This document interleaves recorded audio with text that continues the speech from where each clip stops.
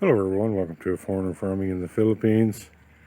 I had mentioned in a live stream, I don't know which one, that I would do a cost breakdown on our solar system and what it's capable of. So, just off the top of my head here it goes. So, look, even though we paid $7,500 for these batteries, that was in Tagbilaran, and it's about the same price as I paid for these 4 smaller ones here. Okay? So 2 of them would be 15,000, another 15,000, another 15,000. So you have 45,000 pesos in the batteries, and that's about, I don't know, that's about 900, just call it 900 US dollars. This inverter is a 3,000 watt inverter, which we still haven't gotten mounted yet.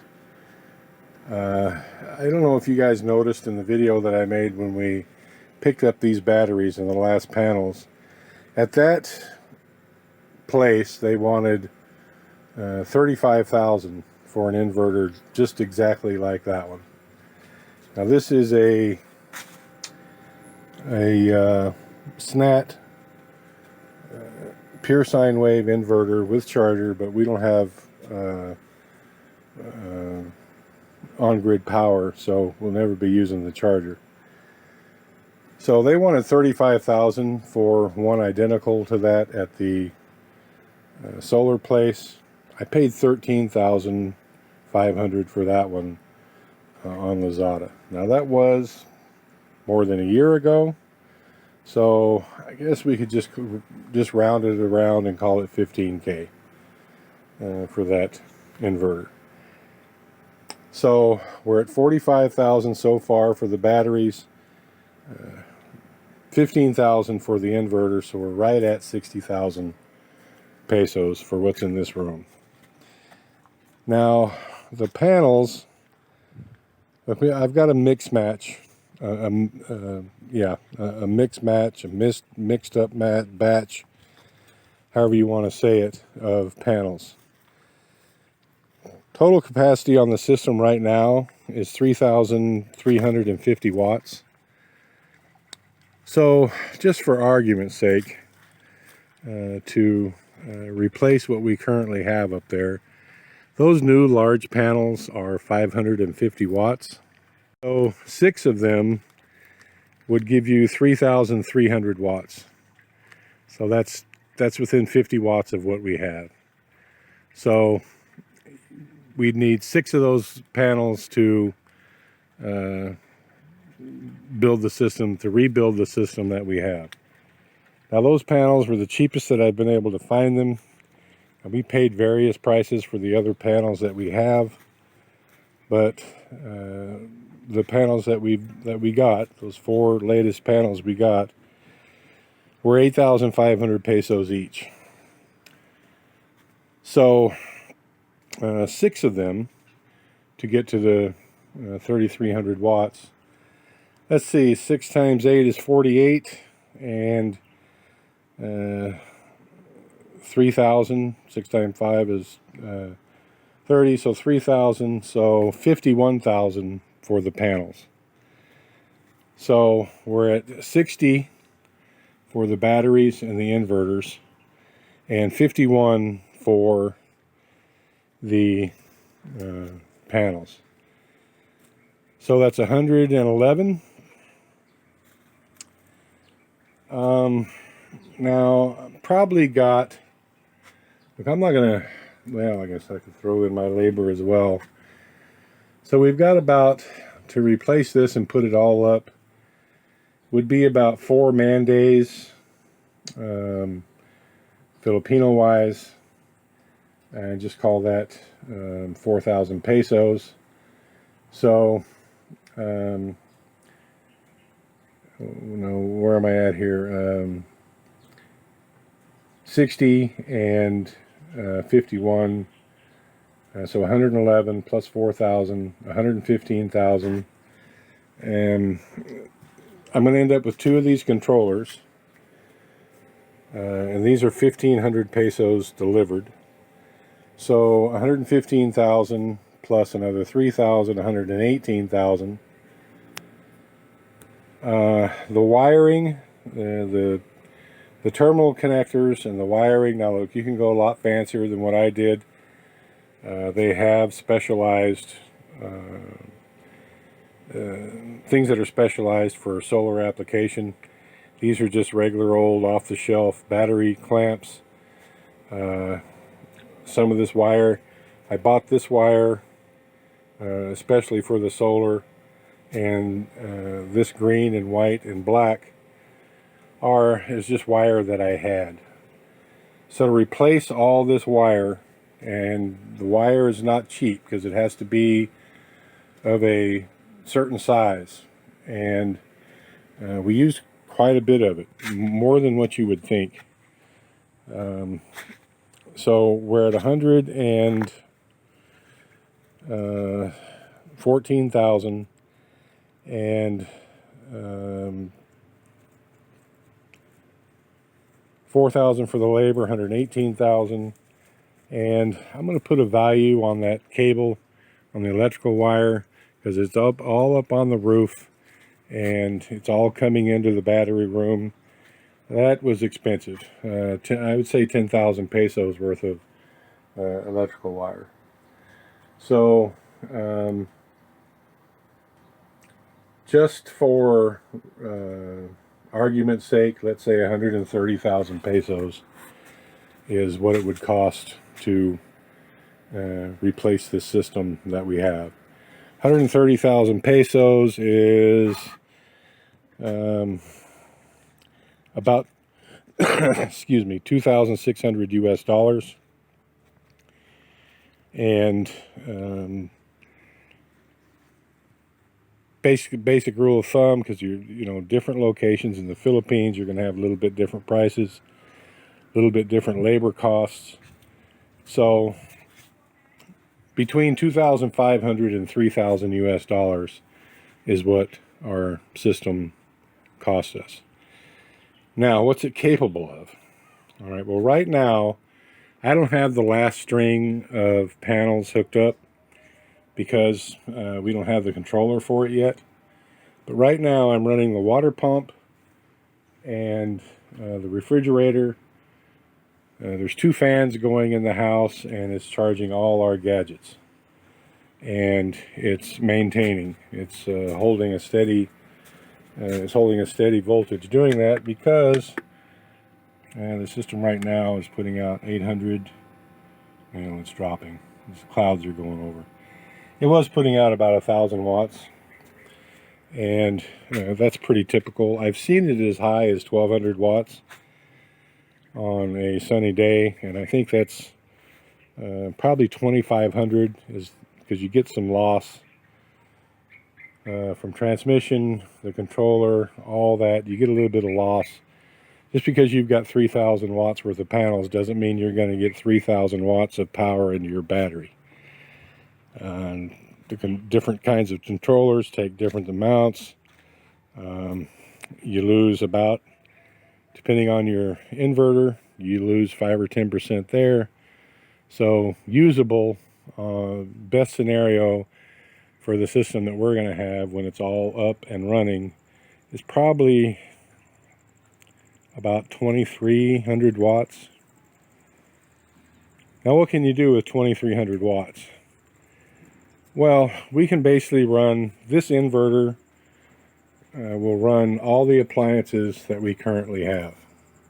It's a 3,000 watt, and I'm trying to remember the surge capability. I think it's a 6,000 watt surge,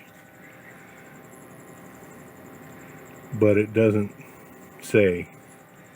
And that's what I remember, 3,000, 6,000, because some motors take more power to start than they do to run.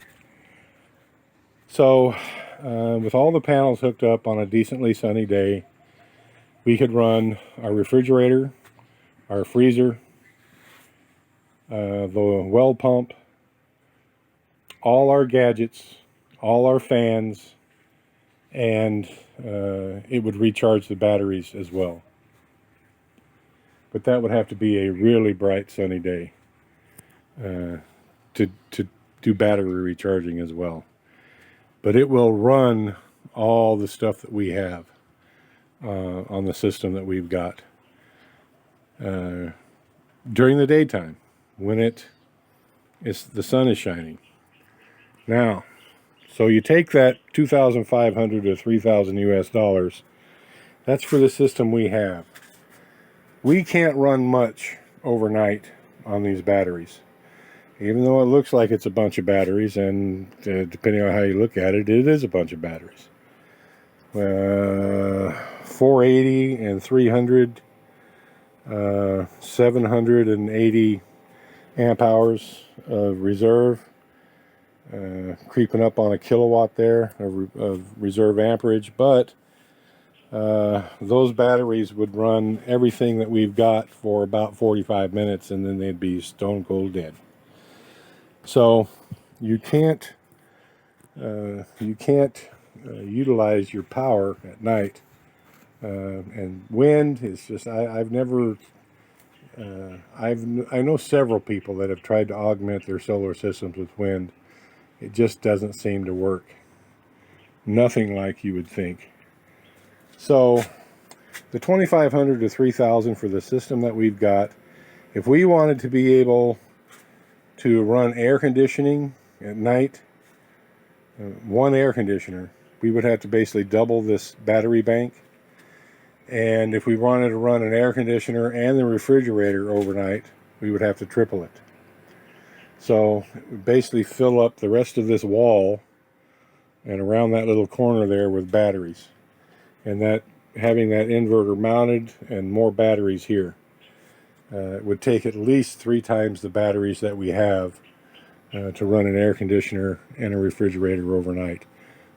Probably even 4 times as many. So you take that 45,000 pesos worth of batteries and you triple that. Now you're looking at 135,000, and you quadruple it, and you're looking at 180,000. 180,000 pesos is about $3,500 US. So if you wanted a system to run your stuff overnight, an air conditioner and a refrigerator, you'd have to add about $3,000. You basically have to double the cost of the system. It'd go from $2,500 to $3,000 to $5,000 to $6,000. That's what it would cost to get a standalone system with enough power to get you through the night. I hope this is helpful. I know I've gotten several messages from people who are wanting to put in a solar system when they settle in the Philippines. So I can set you up an okay system for about 3,000 pesos and a real kick-ass one for about 6,000 pesos. That's basically the rule of thumb. And if I was ever going to do this for someone else, look, I wouldn't use these steel frames. I would use aluminum, and all the connections would be with the proper fasteners. Premium new cable. You might even have to add 500 to that. So solar isn't cheap. But here's the thing. Here's the plus for us. And many of you know we had an average of about 12,000 pesos a month in electricity, as high as 15 or 16. And 12,000 pesos a month, just say 150,000 pesos a year in power bills.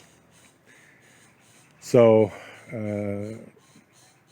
the system that we've got will pay for itself in a year based off what we were paying before for on-grid power. Now the batteries will have to be replaced. We're going to have to get off another 45,000 pesos in about 5 years. 4 years, 5 years, it kind of depends. they won't last more than 5 years. They're lead acid batteries. They just won't last that long. Now, someone was asking how far we take the batteries down at night. The inverter controls that, controls the discharge, and I set it up and I can't even remember. I think it shuts off at 22.4 volts on the 24 volt system. And that's the cutoff, 22.4, if I'm remembering right. There were several options. You just press the button and you can make it anything you want. So that's 11.6 volts on a 12 volt battery. You can get 12 volt battery, lead acid 12 volt batteries to last a long time if you never take them below 12 volts. We're taking ours just a little bit below 12 volts. I think we're going to get 5 years out of them. Now, the LiPo4 batteries are much better in just about every regard than the lead acid, except for the main one for me, and that's the price. They are about 3 to 4 times as expensive as the lead acid. But the plus side of that is that you have more usable energy in the LiPo4. You can take them down to 10.5 volts, and it doesn't hurt them, doesn't bother them a bit. So you have much more, you have another, basically another volt that you can reduce the charging. You can drain them an extra volt over the lead acid. And they last a long time. 10 to 20 years is what I've heard on the LiPo4. I don't have any personal experience with them, but I've heard 10 to 20 years. So they last 2 to 4 times as long as a lead acid, but they cost 3 times as much more. You know, for us, just getting started here, and I would consider this a good starter solar system. For us just getting started, the lead acid are enough. Lead acid's what I'm familiar with, and I bought those batteries 7,500 pesos at a time. I didn't have to spend 50 or 100,000 pesos on one battery. That's the main reason that we went to lead acid, and that we're going to continue with lead acid, and that's the cost. So it's getting pretty cloudy now. I'm going to shut the well pump off, and just because we're only using half the panels, and I'm guessing that because everything else is on, the voltage is starting to drop. Yeah, we're at 25.1 because the batteries are only putting out, or the panels are only putting out 250 watts because it's so dang cloudy. So I'm going to go shut the well pump off.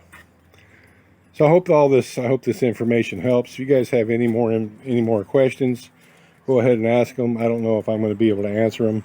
I'm by no means an expert on solar.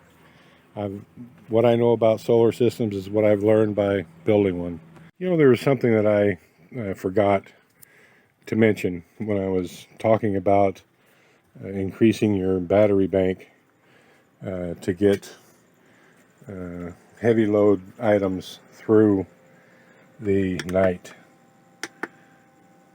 The sun's come out a little bit.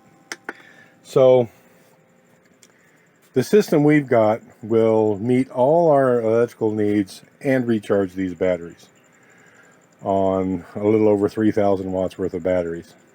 However, if you want to run stuff through the night and therefore have to increase your battery bank by double or by triple or quadruple, you're going to have to increase the number of panels, because it's not only the power that you're using during the day, it's recharging the batteries that you have discharged overnight.